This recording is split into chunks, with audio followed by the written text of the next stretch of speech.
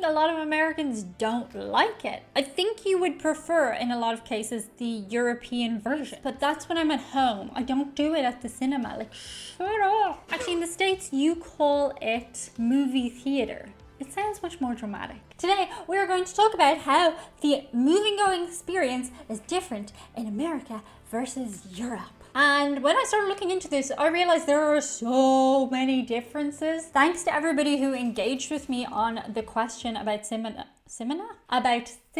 that I posted in the community section here on YouTube. So I'm going to start with that one. General admission versus assigned seating. This one blew my mind because I always took it for granted. Whenever I've gone to the cinema throughout my entire life, no matter what country I am in Europe, when you get there, the first thing you do is book your seat. The cinema attendant will turn the little screen around and show you the seating chart, and you will pick what seat you want to sit in. For me, usually down the back in a corner because I have Chewy in a bag and I'm hiding him. But when I talked to y'all Americans, you told me that it's actually just become a thing really in the last couple of years there. And that some of you guys said that you've never experienced assigned seating in a cinema in your life. Some of you said that the reason your local cinema brought it in was due to the events of the last couple of years.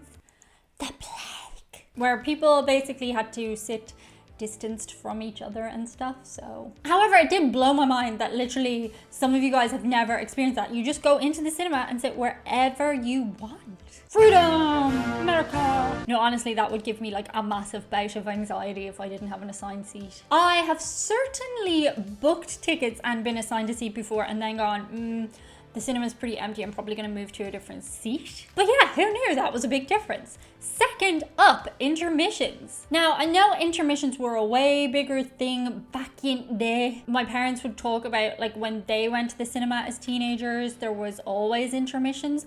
But in Europe and a lot of... Chewy's out, he's done. Oh, you want to sit with me? He's sitting with me.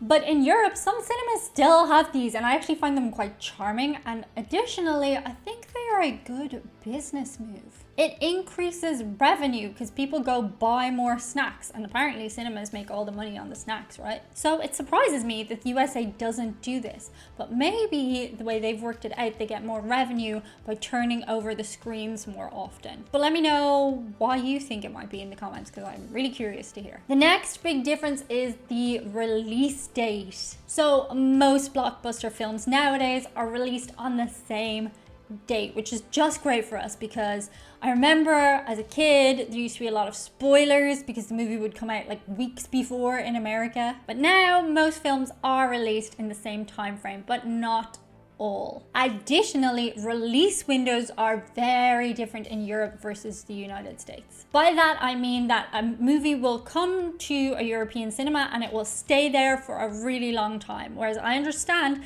the turnover of films is much higher in the United States cinemas. You guys get shorter release windows until you can watch them on other mediums. I have often queried this myself because a lot of times if a movie's been out a while, I'll go to the cinema to see it because, you know, it won't be so busy, and literally I'll get there and there'll be like 3 other people in the audience, which is great for me, but I'm like, that's not making the cinema a lot of money. This is, by the way, called an extended theatrical run.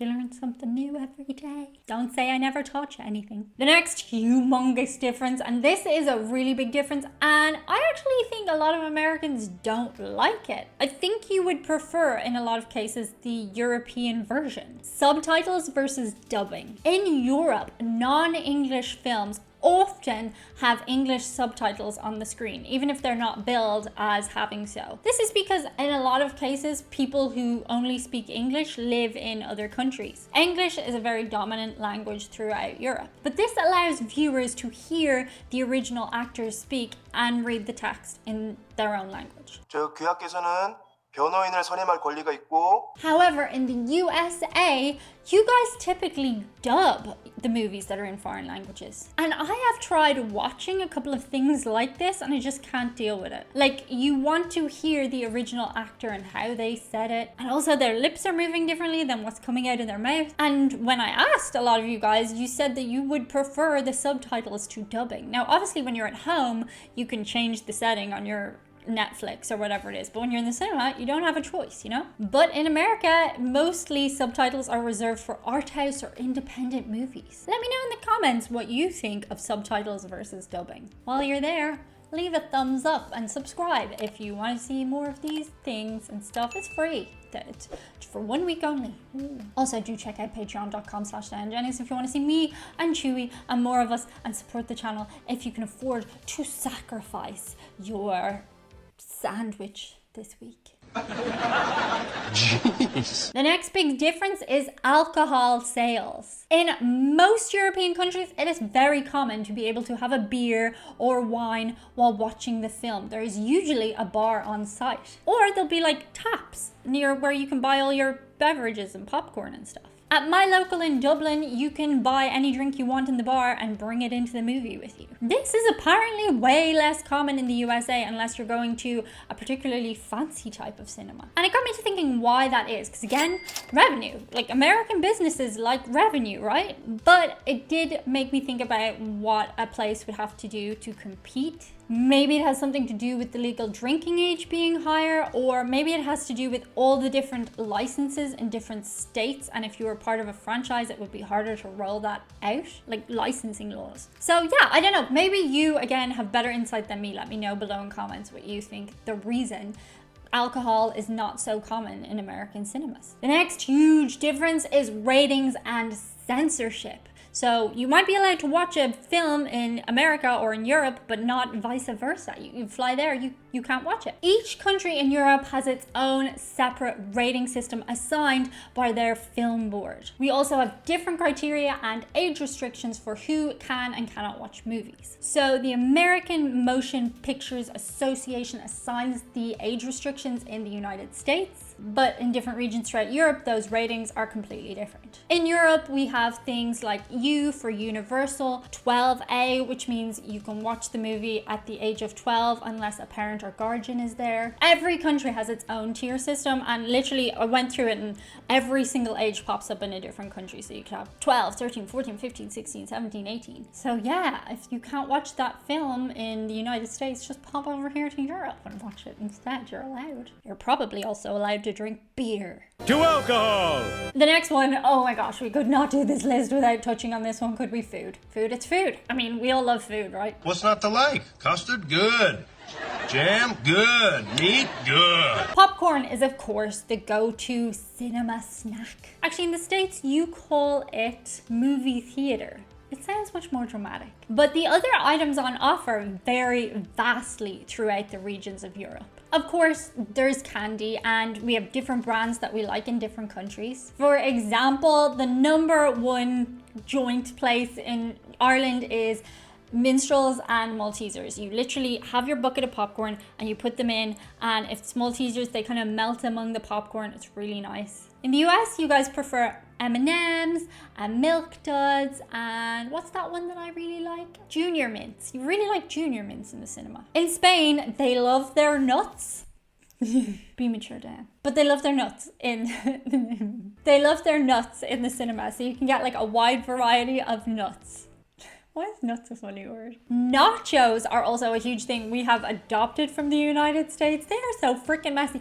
Who thought of nachos in the cinema? They're the messiest thing. I just had sex. I'm about to eat nachos! The greatest moment of my life! The next big difference, and you can tell me if this is a generalization or not, but in the USA, it seems to me from watching reaction videos and stuff on the internet that American audiences are much more vocal and reactive to movies in the cinema than Europeans are. I watch people watching epic parts of movies, and you can hear American audiences go, "Oh my God! Oh my God!" That is not a thing I've experienced in Europe, but for one time, I think. I do wish some people would shut the F up in the cinema, because that is probably the #1 thing that stops me going to the cinema. People talking through the movie. Oh my gosh. And I know I talk through movies, but that's when I'm at home. I don't do it at the cinema. Like, shut up. You shut up!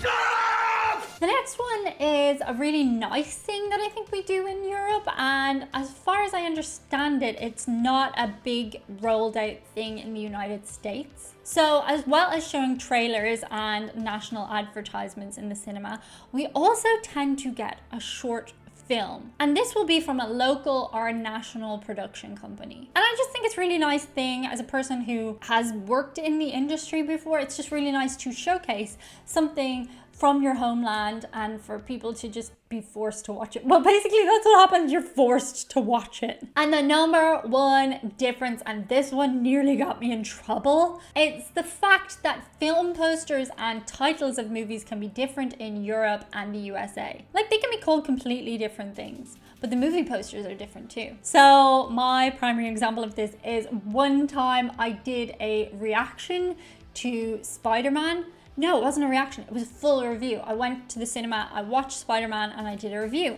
And in my thumbnail, I put up the European poster for the latest Spider-Man. And in this poster was a huge spoiler. Well, I didn't think it was a spoiler because that was the poster that we had in the part of Spain that I was in at that time. But people, like 2 people only really, but they were like, Diane, you just spoiled the movie. And I was like, oh my gosh, I didn't realize. I don't know why they would have done that in Europe and not in the United States. I've heard before a theory on trailers and stuff is that they will show you the entire movie in the trailer because it's actually more psychologically incentivizing people to watch the movie. I find that so annoying. I end up just stopping a trailer midway through because it will tell you the end of the movie. Shout out today to a couple of special people from there. Our first shout out comes from Jason Moore to his son DJ. Jason says he recently turned 14 and will be starting high school in the fall. Dad says he's so incredibly proud of the man you are becoming, and happy belated birthday to DJ. Thank you so much, Jason.